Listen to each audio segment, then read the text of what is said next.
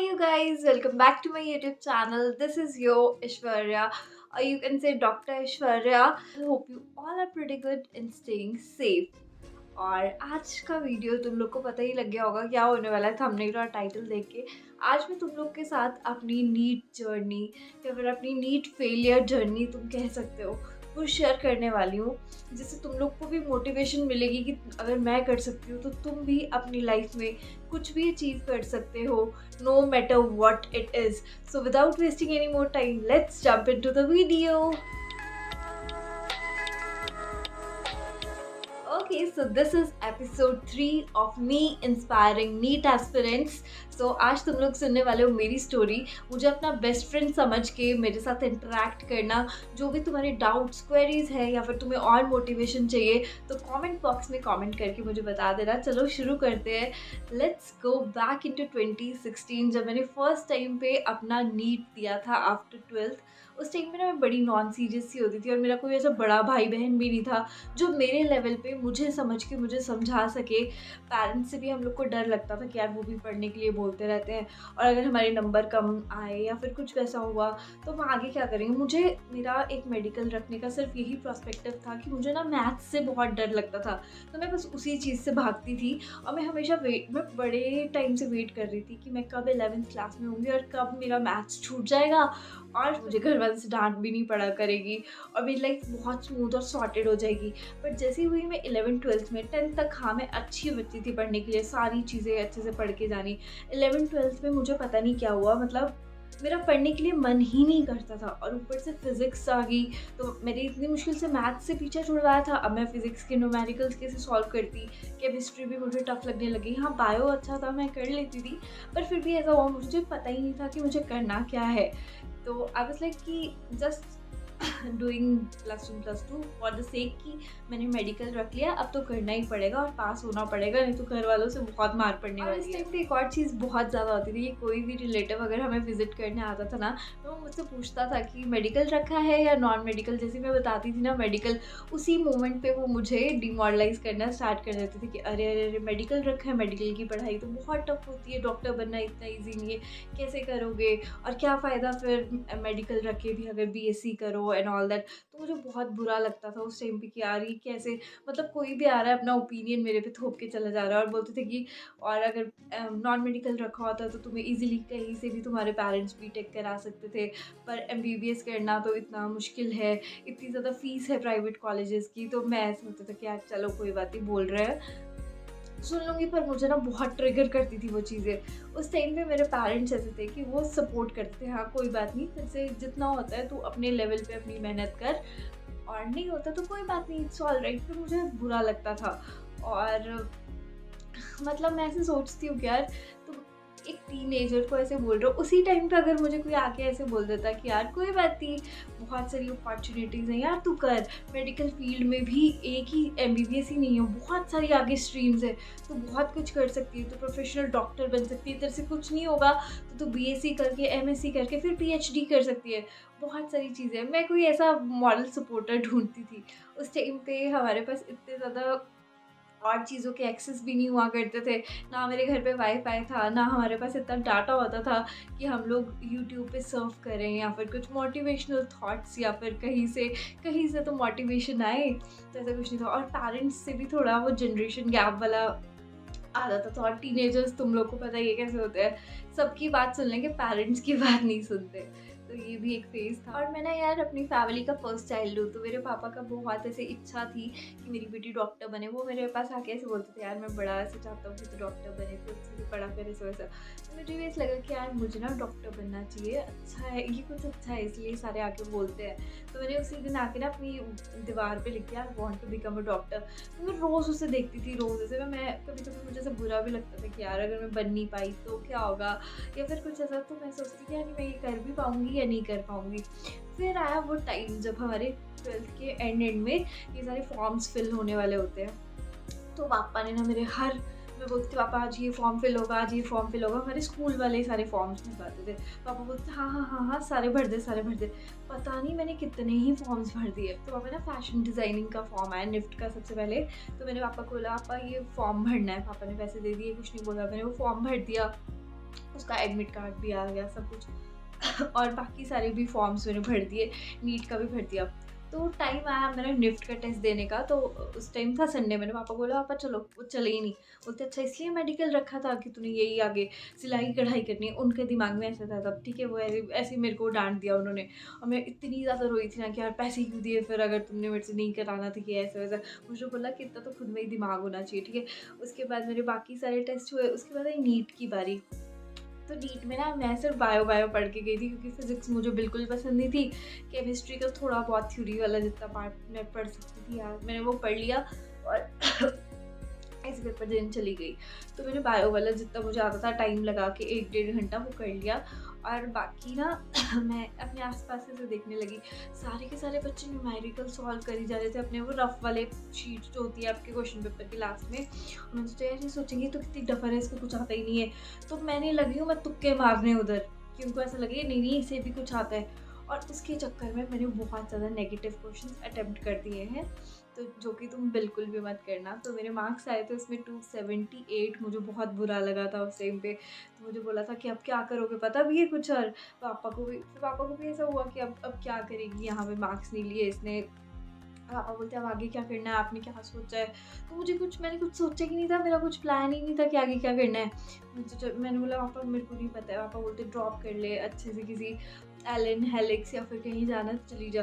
मुझे ऐसा था कि मुझे अब घर से निकलना है। ये शुरू से ही क्लियर था कि मुझे कभी भी ड्रॉप करना ही नहीं था। होता है फर्स्ट अटेम्प्ट पे तो ठीक है, नहीं होता तो मेरी भी किस्मत में ही नहीं होगा। मतलब मैंने ऐसा कभी भी एक सेकंड चांस अपनी लाइफ में रख के मैं चली ही नहीं थी कि यार मुझे इसको एक सेकंड चांस देना है। तो उसके बाद मैंने बाकी जितने भी टेस्ट भरे थे, पंजाब यूनिवर्सिटी और पता नहीं कौन-कौन सी यूनिवर्सिटी के, BSc agriculture, horticulture, Palampur university और बहुत सारे, तो मैंने वो दे दिया। वहाँ मेरा पंजाब यूनिवर्सिटी में हो गया, तो मैं बीएससी बायोटेक करने लग गई वहाँ पे।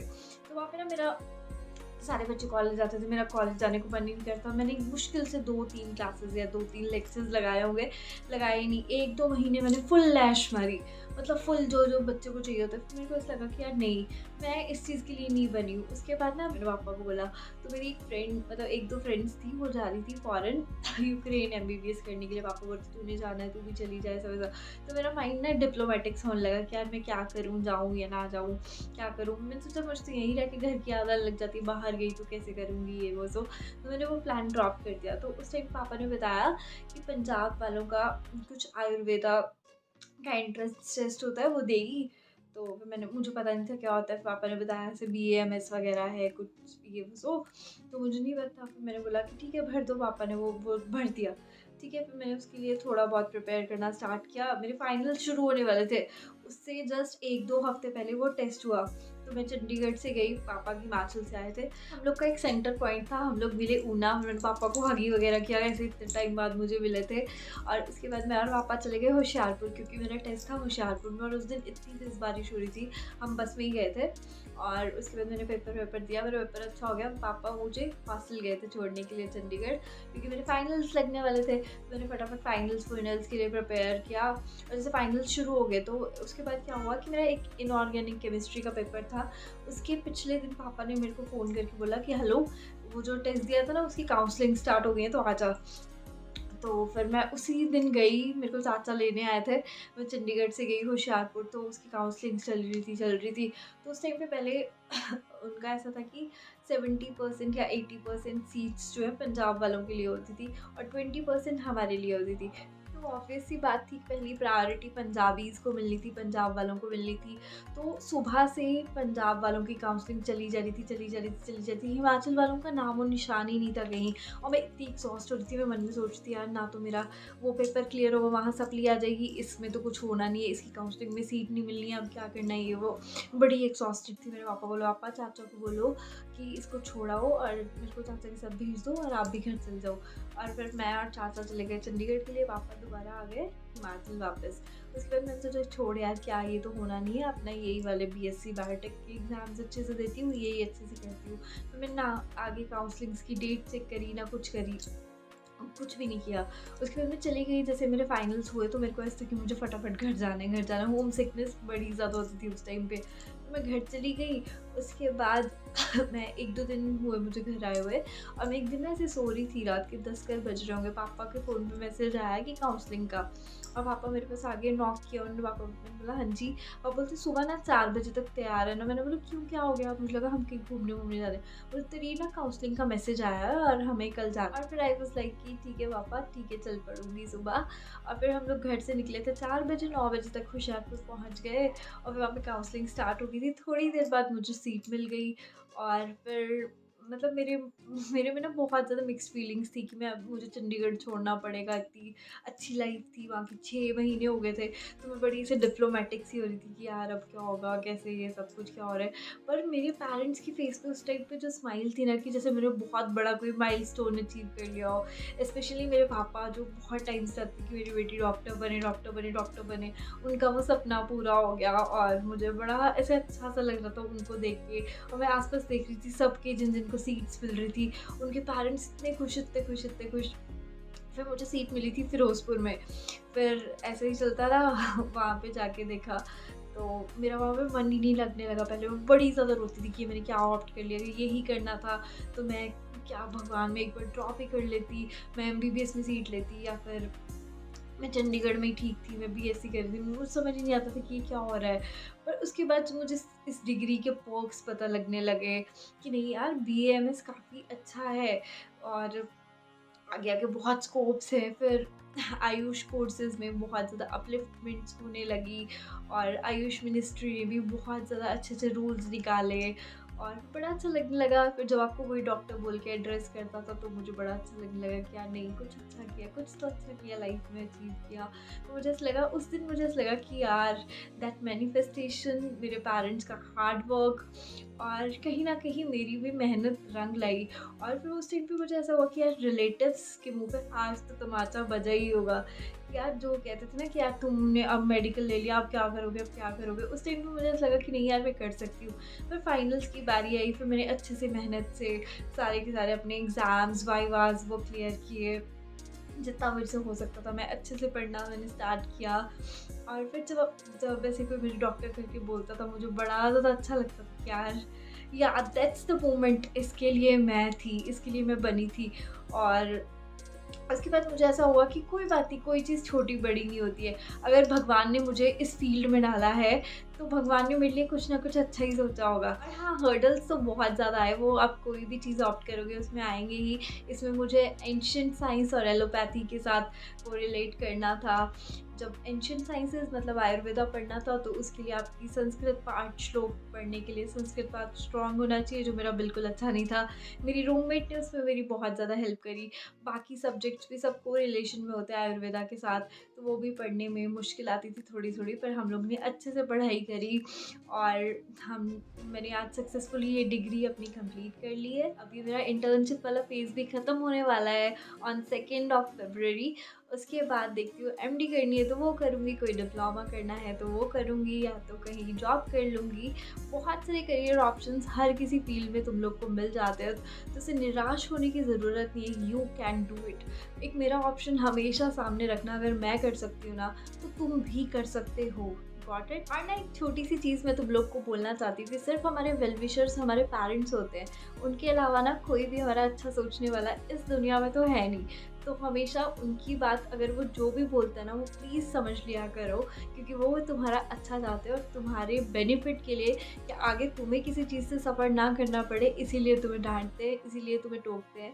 ये मुझे बहुत लेट समझ आया, पर मैं चाहती हूँ अगर तुम्हें जल्दी समझ आ जाएगा तो बहुत अच्छी बात होगी। एंड या that's it for today's video you guys. Video अच्छा लगा हो तो पता ही है क्या करना है, do like, comment, share and subscribe to my channel, and I love you so much.